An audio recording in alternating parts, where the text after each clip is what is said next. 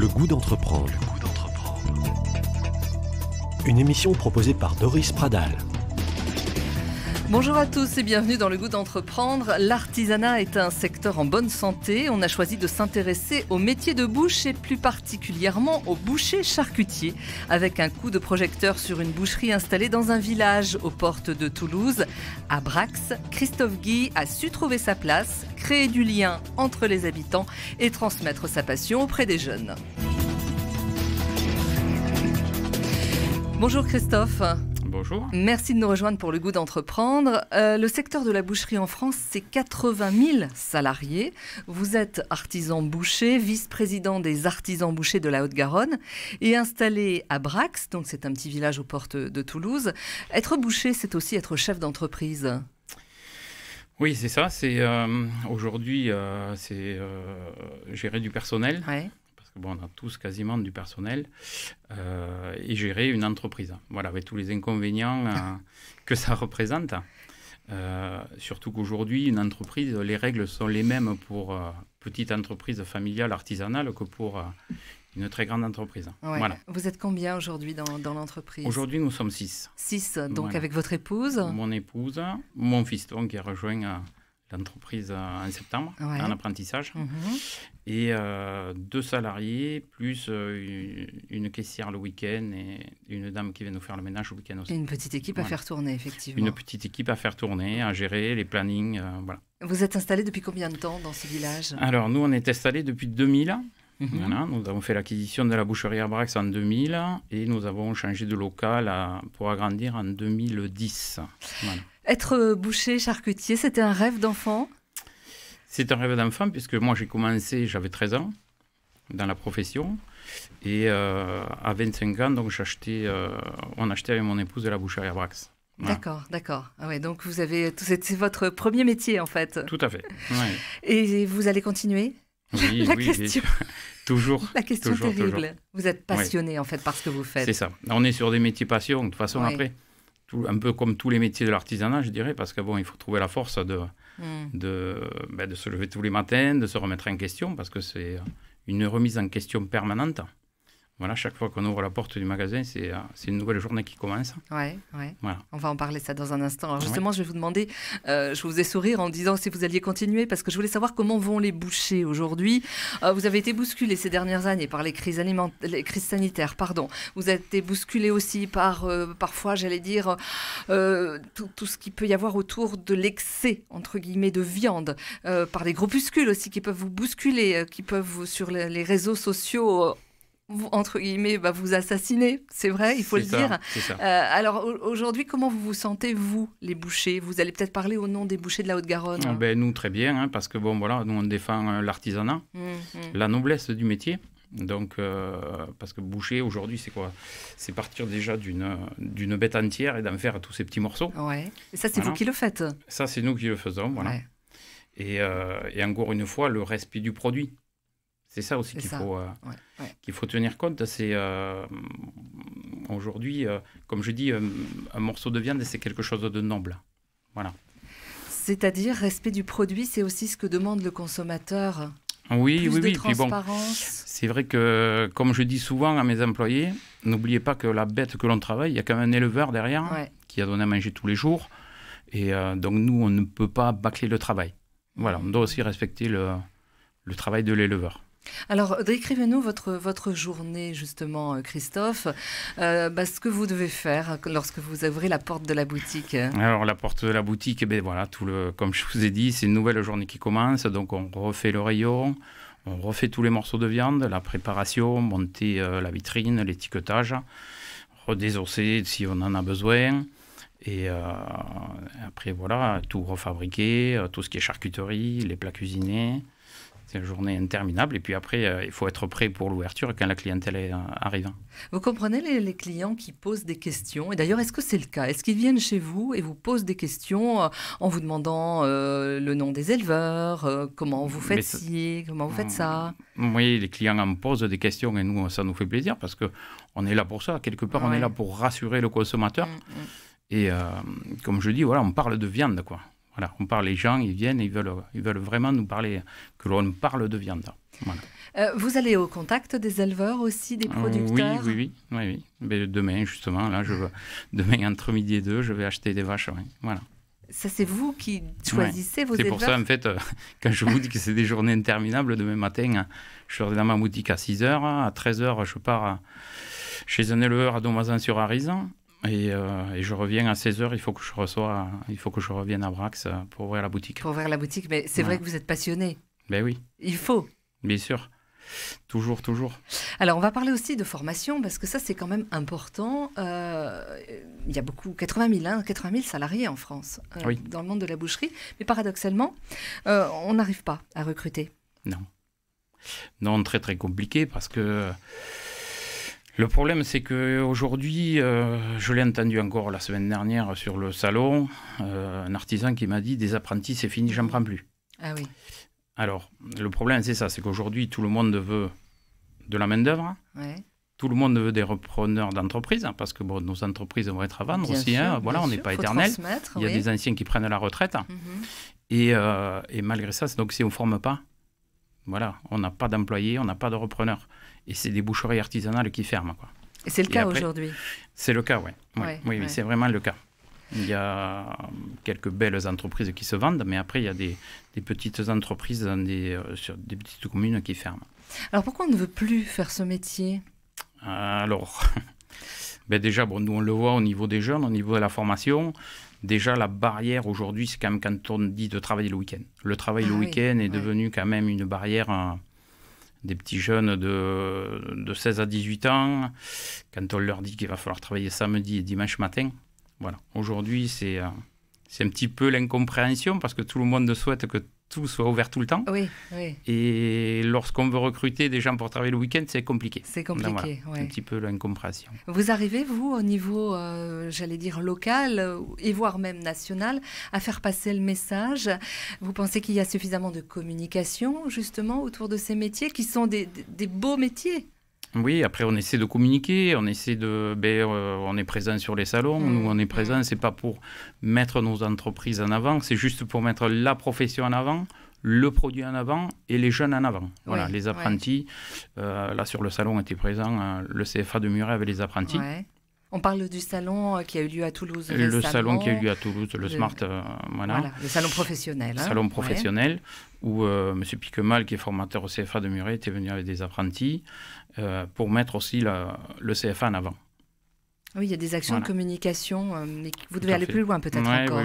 Oui, et puis on a un nouveau phénomène aussi, c'est des adultes en reconversion professionnelle, où là on a une classe justement au CFA de Muret, d'adultes en reconversion professionnelle. Ah, mais ça, c'est positif. Alors, c'est positif, justement, parce que là, on a des gens souvent qui arrivent avec un vrai projet de reprise ou de création d'entreprise.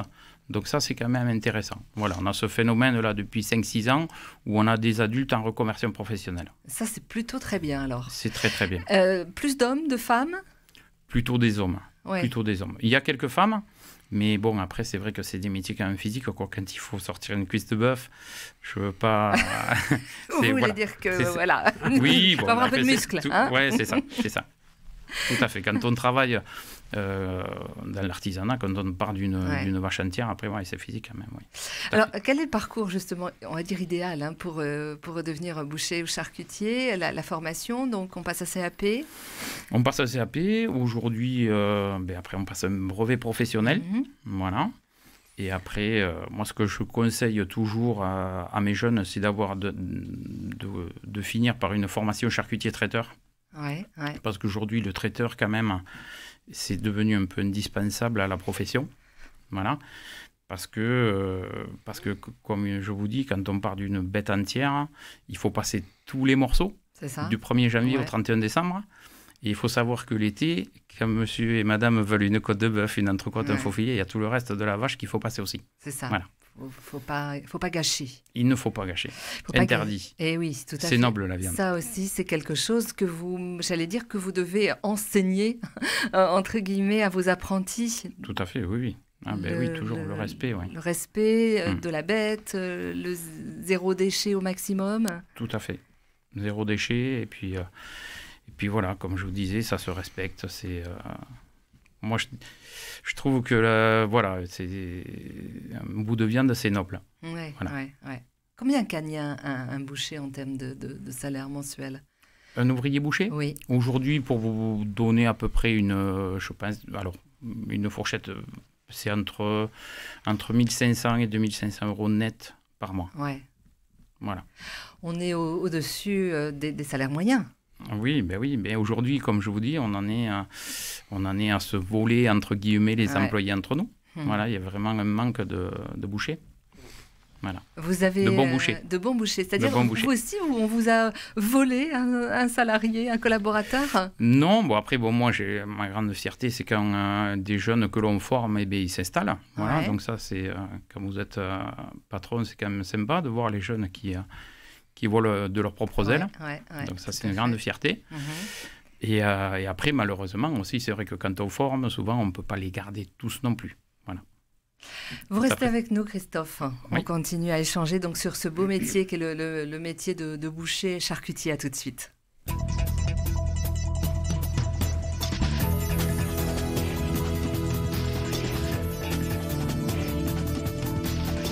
Le goût d'entreprendre, Doris Pradal.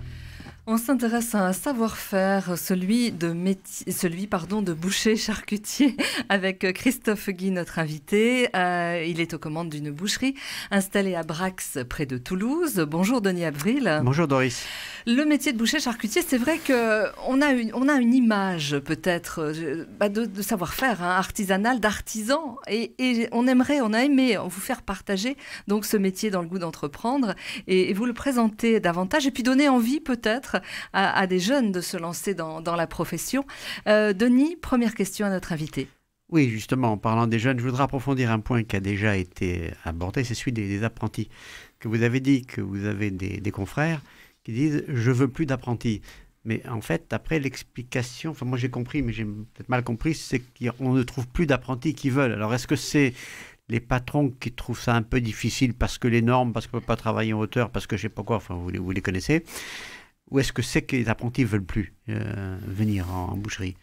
Mais après, le problème, ce que l'on rencontre souvent après, comme je vous disais tout à l'heure, il suffit que le patron ait la malchance de tomber sur deux jeunes qui ne sont pas très très motivés, parce que c'est quand même un sacré investissement de former un jeune pour un employeur. Et souvent après, voilà, ils baissent les bras. Mais comme je dis, voilà, ça arrive. On ne peut pas non plus tomber sur des champions du monde, comme on dit chaque fois. Mais il faut être patient. Former des jeunes, c'est de la patience. Puis bon, après, il y a le problème générationnel aussi. On tombe sur des jeunes aujourd'hui qui ont du mal à lâcher le téléphone portable, en entreprise même. Donc, c'est à nous d'instaurer des règles et leur dire, attention, tu es venu, tu as fait un choix d'apprendre un métier. Donc, tu vas te plier aussi aux normes de l'entreprise. Et ça, c'est vrai qu'il y a des employeurs qui ont un petit peu de mal. Voilà.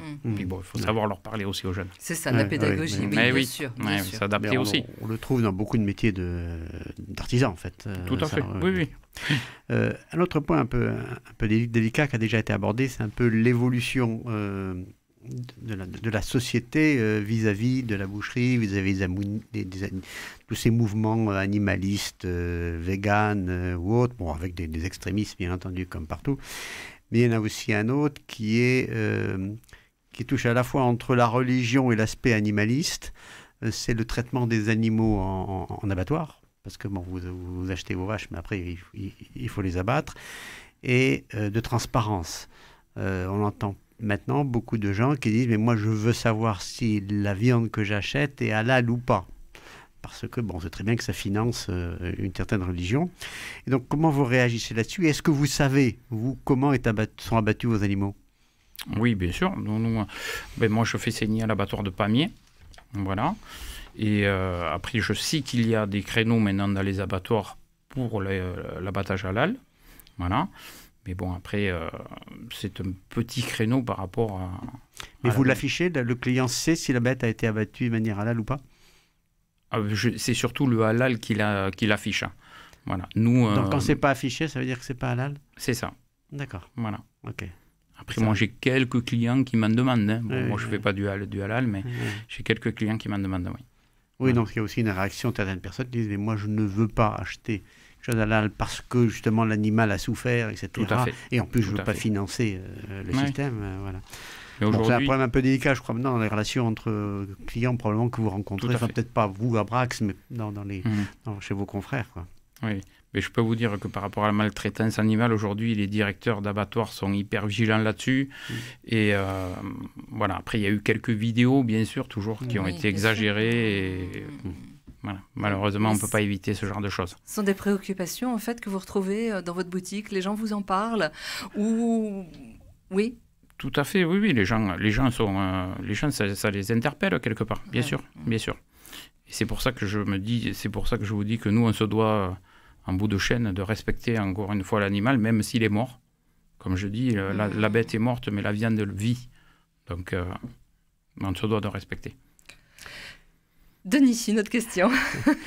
Oui, je veux savoir s'il y a des tendances dans la consommation, dans les morceaux qu'on vous demande, dans la façon de les acheter et de les consommer.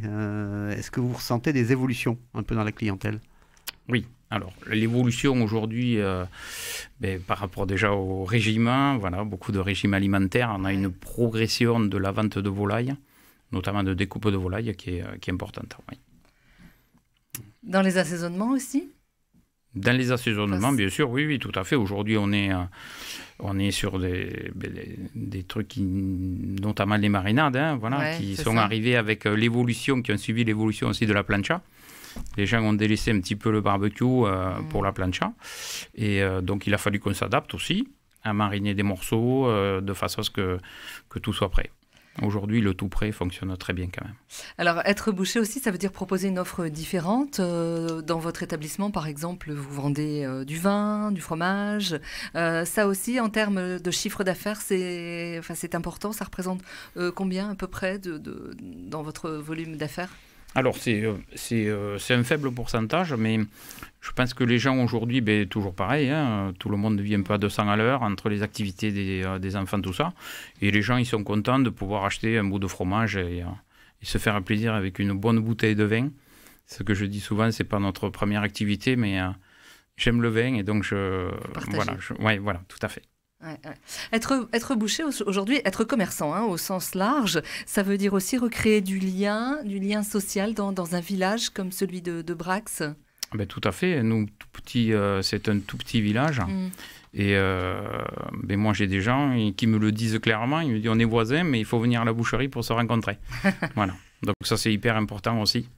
Tout à fait. C'est important, d'être présent. Oui, et puis bon, ça fait 20 ans qu'on y est, donc on connaît quand même quasiment tout le monde. Ouais.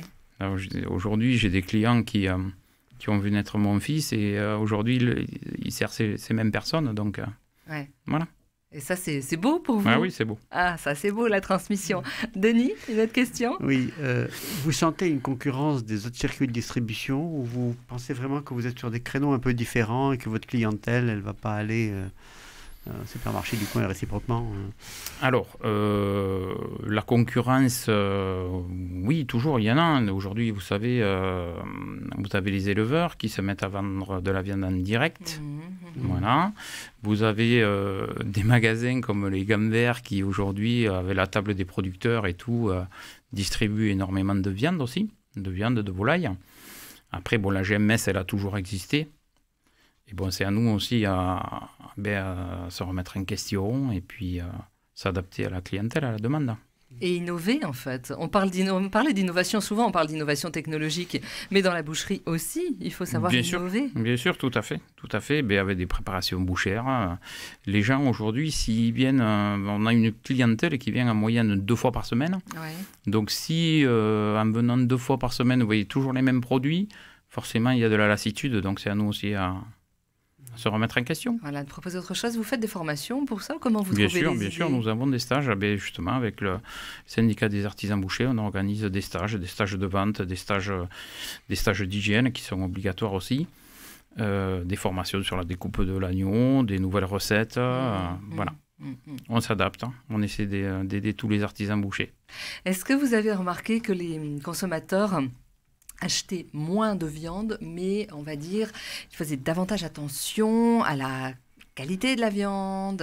La qualité, la provenance. Voilà, Tout ça, oui, bien sûr.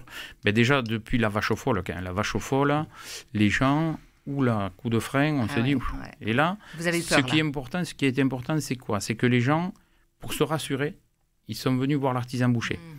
Parce que devant une barquette dans une grande surface, il n'y a personne pour parler de viande. Bien sûr. Quand vous allez chez l'artisan boucher, vous avez des professionnels devant vous qui sont capables de vous parler de viande. Voilà. Tout à fait, tout à fait. D'où vient la bête, comment elle a été élevée. Voilà, tout ça, c'est hyper important. Et ça, c'est hyper important. Vous avez une carte à jouer là, à ce niveau-là en termes de communication. Bien sûr, bien sûr. D'image. Tout à fait. Moi, les gens, c'est pareil. Moi qui achète les bêtes vivantes, les gens, ils ont l'impression de voir les vaches dans le champ, qu'on va les chercher dans le champ. Je leur dis, mais non, c'est pas comme ça. Une bête, pour ce qu'on appelle la finir, l'engraisser, elle est dans l'étable, on lui donne que de l'herbe sèche et des céréales. Voilà. Donc tout ça, voilà, mais les gens, je ne savais pas, donc c'est ça qui est important aussi. Il faut l'expliquer. Le professionnalisme. Il faut faire des vidéos, Christophe. C'est ça, mais jamais au magasin, sur l'écran, voilà. Jamais aussi au magasin. Innovation technologique. C'est ça. C'est ça. Vous êtes sur Instagram ? Non, sur Facebook récemment, parce que là, par contre, voilà, je suis un peu largué en termes de nouvelles communications. Donc, depuis le mois de septembre, on a mis ça en place, mais... Ouais, là, je suis pas fort là-dessus. on parlait de lien social, que les commerçants, au sens large du terme, ce rôle de lien social, pardon. Dans la ville, par exemple, on voit réapparaître des petites boucheries, à Toulouse notamment. Oui. Et ça, c'est plutôt positif. Bien sûr. Oui, tout à fait. De toute façon, après, chaque fois qu'une boucherie ouvre, c'est positif. Ben, ça veut dire quoi? Que derrière, il y a eu un jeune qui a été formé, ou un adulte, ce que je vous disais tout à l'heure, et qui a fait le pas de s'installer, qui a fait le pas. Ça veut dire qu'il y a encore un besoin, il y a encore une envie de manger de la viande. Bien sûr. Oui, non, mais moi, je reste persuadé. Et comme je dis à mes employés, ne perdez pas de vue, c'est qu'aujourd'hui, on vend du plaisir aux gens. Les gens qui font l'effort de venir chez l'artisan, c'est qu'ils ont envie de se faire plaisir. Voilà. Donc on vend du plaisir. Alors comment vous voyez évoluer le métier dans les années qui viennent? Moi je reste persuadé que les gens viendront toujours chez l'artisan boucher. Je suis persuadé. Voilà. Peut-être encore plus justement par souci de transparence. Oui, tout à fait. Tout à fait. Ouais. C'est à nous après à valoriser le métier et puis informer surtout. C'est ça, communiquer. Tout à fait. C'est pour ça que vous êtes là aujourd'hui. C'est ça. Alors, il y a une question recette. Je voulais vous poser une question. La saucisse de Toulouse. Combien vous vendez de kilos de saucisses de Toulouse? Alors, combien on vend de kilos de saucisses? Alors, toujours pareil, ça varie selon la saison. Mais c'est vrai que l'été, on monte à 200 kilos de saucisses semaine. Ah oui, 200 par semaine. Ah, ça reste encore une valeur sûre, en fait. Ah ben oui, la saucisse de Toulouse, c'est une valeur sûre. Et puis, c'est vrai que ça s'exporte très bien parce que moi, j'ai des clients qui viennent voir de la famille à Brax et qui partent pas loin, à Bordeaux. À Bordeaux, ils ne savent pas faire la saucisse de Toulouse, et tant mieux pour nous. Et donc, ils savent qu'on a la machine à sous vide, ils repartent avec 5, 6, 10 kilos de saucisses. Voilà. Le poids des traditions, quand même. Tout à fait. Ouais. Merci beaucoup Christophe d'avoir pris un peu de temps pour venir nous rencontrer au Goût d'entreprendre. Merci à vous Denis. Christophe, vous nous rappelez, vous avez un site internet, on vous voit d'ailleurs aux côtés de vaches. Oui, c'est ça, voilà le site internet boucherie.fr. Merci à vous, continuez à nous écrire entreprendre@radioprésence.com.